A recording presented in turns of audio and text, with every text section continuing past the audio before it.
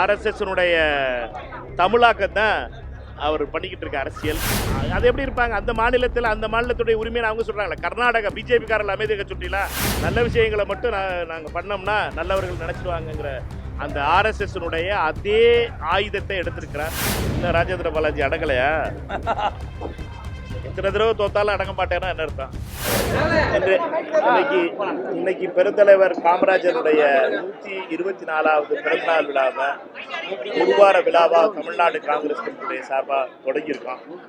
இன்றைய தினம் மெரினா கடற்கரையில் காமராஜர் மண் சிற்பத்தை திறந்து வச்சிருக்கோம். அகில இந்திய காங்கிரஸ் கமிட்டியுடைய செயலாளர் திரு நிவேதித் தால்வாவுடைய தலைமையிலும், சட்டமன்ற காங்கிரஸ் கமிட்டியுடைய தலைவரும் சுற்றுலாத்துறை அமைச்சர் மாணவர்கள் ராஜேஷ்குமார் அவர்களுடைய முன்னிலையிலும் இந்த திறப்பு விழா நடந்திருக்கு. அருமைக்குரிய நான் KS அழகிரி அவர்களும் KV தங்கபால் அவர்களும் திறந்து வச்சிருக்காங்க. அதே போலவே எங்களை பொறுத்த மட்டும் பெருந்தலைவர் காமராஜர் என்பவர் எங்களுடைய உயிர் மூச்சு, காங்கிரசினுடைய அடையாளம். அப்படிப்பட்ட பெருந்தலைவர் காமராஜருடைய பிறந்தநாள் விழாவை இன்னைக்கு கொண்டாடுறது ரொம்ப மகிழ்ச்சி. இது 9 நாட்கள் இந்த கொண்டாட்டங்கள் நடைபெறும். இங்க தொடங்கி இருக்க மெரினாவில் தொடங்கி இருக்க இந்த விழா விருதுநகரில் 15ஆம் தேதி நடக்கும். அதே போலவே குடியாத்தத்தில் நடக்கும். அதே போல பல மாவட்டங்களிலும் கரைபடியாத கைகள் என்றதும், லஞ்சம் தவிர் நெஞ்சம் நிமிர் என்ற கேம்பெயினின் அடிப்படையிலும் மக்களை பார்ட்டிசிபேட் பண்ண வைக்கிறதுக்காகவும், யங்ஸ்டர்ஸை வந்து பெருந்தலைவர் காமராஜருடைய வரலாற்றை சொல்வதற்காகவும் இந்த நிகழ்ச்சியை ஆர்கனைஸ் பண்ணியிருக்கோம். தினமும் பெருந்தலைவர் காமராஜர் திரைப்படம் இங்கே ஒளிபரப்பப்படும். பெருந்தலைவருடைய வரலாறு மக்களிடம், சாமானிய மக்களிடம் கொண்டு செல்வதற்காகவும், நேர்மையான அரசியலும் லஞ்சமில்லாத ஒரு இந்தியாவையும் உருவாக்க வேண்டும் என்ற பலகால கனவை இது நிறைவேறி கொண்டிருக்கிறது. 59 வருஷத்துக்கு அப்புறம் மீண்டும் ஒரு நேர்மையான ஆட்சி முறை நடைமுறைக்கு வர வேண்டும் என்ற காங்கிரஸ் ஆட்சியில் இருக்கின்ற, கூட்டணியில் இருக்கின்ற ஆட்சி நேர்மையான ஆட்சியாக இருக்க வேண்டும் என்ற முனைப்போடு இந்த நடவடிக்கை எடுத்திருக்கோம். எங்களுடைய அமைச்சர்கள் திரு சுற்றுலாத்துறை அமைச்சர் திரு ராஜேஷ்குமார் அவர்களும் இன்னைக்கு இந்த உறுதிமொழி எடுத்திருக்காரு. எங்களை பொறுத்த மட்டும், காங்கிரஸ் கட்சிக்காரர்களை பொறுத்த மட்டும், லஞ்சம் தவிர் நெஞ்சம் நிமிர் என்ற கேம்பெயினை ஒவ்வொரு குழந்தைகளிடமும் கொண்டு செல்வதற்காகவும், ஒவ்வொரு தமிழர்களிடமும் கொண்டு செல்வதுதான் எங்களுடைய லட்சியமாக இருக்கும். காங்கிரஸ்காரர்களை பொறுத்த மட்டும் பெருந்தலைவர் காமராஜர் பிறந்தநாளை இந்த வகையிலே கொண்டாடுகிறோம்.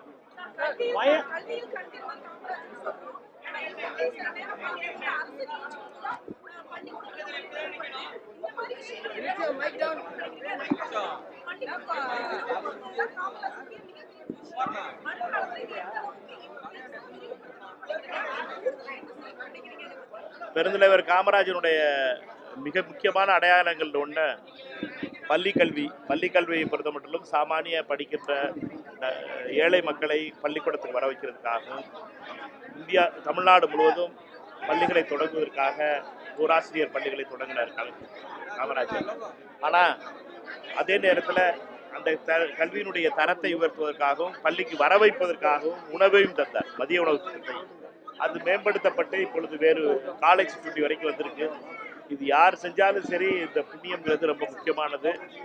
வருங்கால சந்ததியினை பள்ளிக்கூடத்துக்கு வர வைக்கிறது என்பதும், அவர்களுடைய கல்வியில நாட்டத்தை உருவாக்குவது என்பதும் அரசாங்கத்தினுடைய கடமை. அதே போலவே பள்ளிகளில் இருக்க சினிமா நிகழ்ச்சிகள் போன்று விஷயங்களை தடை செய்ய வேண்டும், தேவையில்லாத ஆய்வுகள் கூடாது என்று பள்ளிக்கல்வித்துறை அமைச்சர் அறிவிப்பதை வரவேற்கிறேன். அரசு பள்ளிகள் சில மாவட்டங்கள்ல ஒரு பள்ளிகள் மூடப்பட வாய்ப்பு இருப்பதாக தகவல் வெளியாகிருக்கு. அரசு பள்ளிகள் மூடப்படுவதை தவிர்க்கிறதுக்கு நீங்க இது ஒரு பெரிய லாங் டிஸ்கஷன். ஒரு கேள்வியில முடிச்சிட முடியுமான்னு எனக்கு தெரியல. இந்தியா முழுவதும் இந்த பிரச்சனை இருக்கிறது. அதாவது அரசு பள்ளிகளுடைய நிலை, அரசு பள்ளிகளுடைய ஒரு ஸ்டூடெண்ட் கூட இல்லாத பள்ளிகள், 5 ஸ்டூடெண்ட் இருக்க பள்ளிகள், 3 ஸ்டூடெண்ட் இருக்க பள்ளிகள்ல 8 ஸ்டூடெண்ட் இருக்க பள்ளிகள் வந்து மிகப்பெரிய ஒரு சுமையாக இந்த பள்ளிகள் மாறிக்கொண்டிருப்பதாக அரசாங்க அதிகாரிகள் சொல்றாங்க.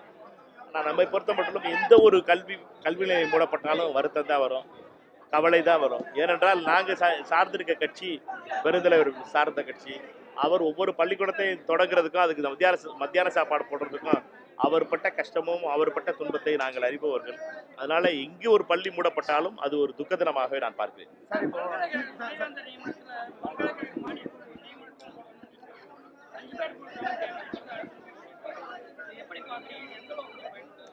உயர்கல்வித்துறை அமைச்சர் உங்கள்கிட்ட வந்து அதை பற்றி பேசுவார்.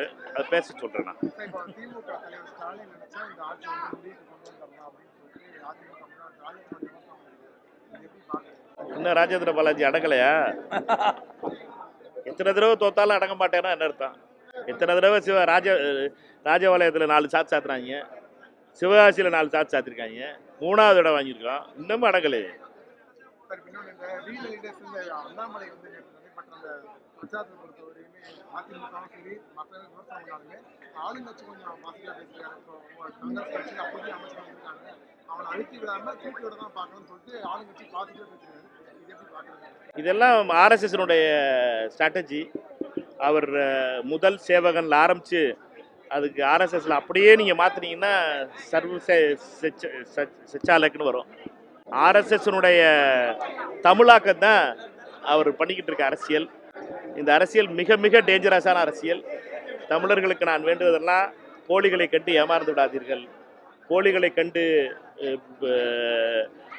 நம்மளை ஏமாத்துறதுக்கு பல வகையில் நம்மை பற்றிய பிரச்சனைகளை பேசுவதற்காகவும் மோதி பண்ணியிருக்க அதே தான். உங்கள் அம்மா பேரில் ஒரு மரம் நடுன்னு சொல்லியிருக்காரு. 50 லட்சம் மரம் தமிழ்நாட்டில் நடக்க போகிறோங்கிறாங்க. அதே பேரில் இன்னொரு ப்ரோக்ராம் இன்னொருத்தர் அனௌன்ஸ் பண்ணியிருக்காரு.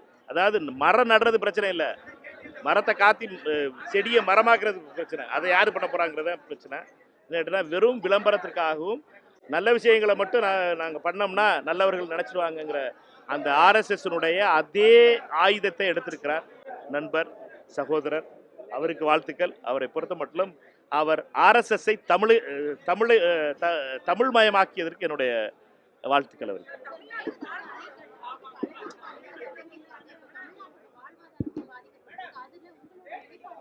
மிக தெளிவான நிலைப்பாடு. தமிழ்நாடு காங்கிரஸ் கமிட்டியுடைய செயற்குழு மிக தெளிவாக சொல்லுது. எங்களை பொறுத்த மட்டும் இந்த மேகதாது அணை என்பது தமிழகத்தினுடைய ஜீவாதார பிரச்சனையை ஆக இருக்கின்ற காவிரியில விவசாயத்தை அழித்துவிடும். இது நடக்கக்கூடாது. தமிழக அரசினுடைய அனுமதி இல்லாமல் மத்திய அரசு இதற்கு வந்து அனுமதி கொடுக்கக்கூடாது. இது வந்து 3 பேர் சம்மந்தப்பட்டது தான். ஒன்று கர்நாடகம், தமிழ்நாடு, மத்தியில் இருக்க மோடியினுடைய அனுமதி இல்லாமல் இது நடத்த முடியாது. கர்நாடகத்தை பொறுத்த மட்டும் மோடியினுடைய அனுமதியை பெறுவதற்காக பாஜக தலைவர்கள் அனைவரும் அதற்காக கடுமையாக முயற்சி கொண்டிருக்கிறார்கள். தமிழ்நாடு ஒன்றாக நிற்கணும், தமிழ்நாடு ஒன்றாக இருந்து ஒரே குரலில் பேசணும். ஏன்னுட்டுனா இங்கே பாஜகவுக்கு 1 சீட்டு கொடுத்ததுனால நம்ம மேலே அவங்களுக்கு ரொம்ப கோவம் இருக்குது, பாஜக காரர்களுக்கு, மோடிக்கும் அமித்ஷாவுக்கும். அதனால தான் கொட்டையை மறைக்காமல் ஒரு ஆள் அனுப்பி வச்சுருக்காங்க. அதனால் அவர்களை பொறுத்த மட்டும் தமிழர்கள் மீது இருக்கின்ற கோபம் மோடிக்கும் அமித்ஷாவுக்கும் ஆர்எஸ்எஸ்க்கும் தனியலை. அதனால நம்ம பொறுத்த மட்டும் தமிழ்நாடு இதனால் வஞ்சிக்கப்படக்கூடாது. பேர் டிகே சிவகுமார் பேராக இருந்தாலும் சரி, அதை பண்ணுறது மோடி என்பதை மறந்துவிடக்கூடாது. அவருடைய அனுமதி இல்லாமல் மேகதாது அணை என்பது கட்டப்பட முடியாது. இதை மிக தெளிவாக எங்களுடைய செயற்குழுவில் சொல்லியிருக்கோம். எங்களை பொறுத்த மட்டும் இது டிகே சிவகுமாரா, இது மாணிக்கம் தாகூராகிறது கிடையாது, அல்லது டிகே சிவகுமாரா திரு விஜய் அவர்களாக கிடையாது. இது தமிழ்நாடா கர்நாடகாமாங்கிறது. தமிழ்நாட்டுக்கு கிடைக்க வேண்டிய நியாயமான நேர்மை உரிமையை பறித்து விடக்கூடாது. உச்சநீதிமன்றம் சொல்லியிருக்கு 2018 இதற்காக மத்திய நீர்நிலை ஆணையம், காவிரி மேலாண்மை ஆணையம் வந்து சரியான முடிவெடுக்கணும். நம்மை பொறுத்த மட்டும் வறட்சி காலங்களில் இப்போ குறுவை சாகுபடி தொடங்க வேண்டிய நேரத்தில் தண்ணி திறந்து விடலை கர்நாடக அரசு. இதை உடனடியாக தொடர்ந்து விட சொல்லணும். இது எல்லாம் மிக மிக முக்கியமானது. இதில் அரசியல் செய்யக்கூடாதுங்கிறது என்னுடைய கருத்து.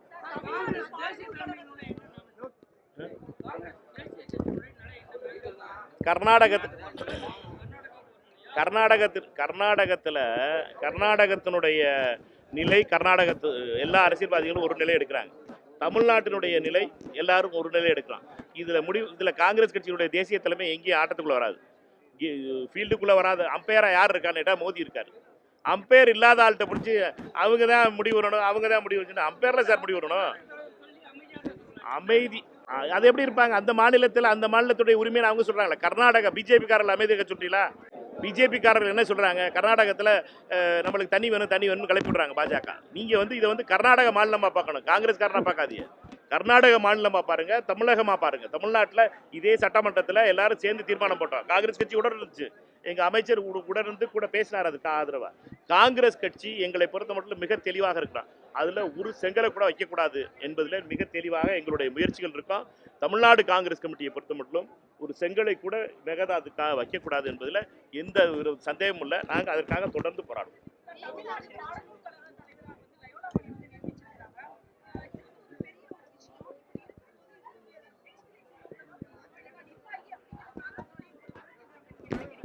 மக்களுடைய ஆதரவு பெற்ற அரசுகள் அரசினுடைய முதலமைச்சர் யாரை நியமிப்பார் என்பது அவருடைய இது தனிப்பட்ட அவருடைய உரிமைகள்.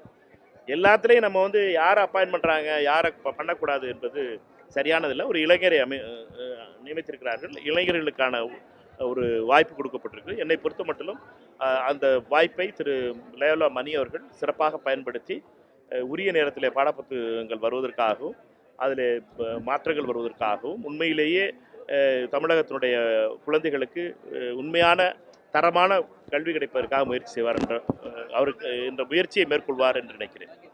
ரைட்டா? எல்லாரும் காமராஜர் விட்டு மிச்ச கதையெல்லாம் ஒட்டுறீங்களே.